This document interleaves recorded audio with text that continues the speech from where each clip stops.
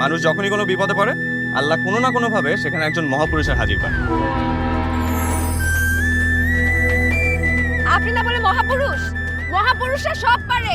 তোর জন্য কেন আমার এত টান, তুই ছাড়া কাঁদে আপনার সাথে দেখা করতে, কথা বলতে আমার নিজেরও তো ভালো লাগে। গেলে বুকে ভালোবাসা জাগে তোর জন্য আমার। আজকে আমাদের শেষ দেখা হচ্ছে, তুমি আমার চেহারাও কোনোদিন আর দেখতে পারবে না।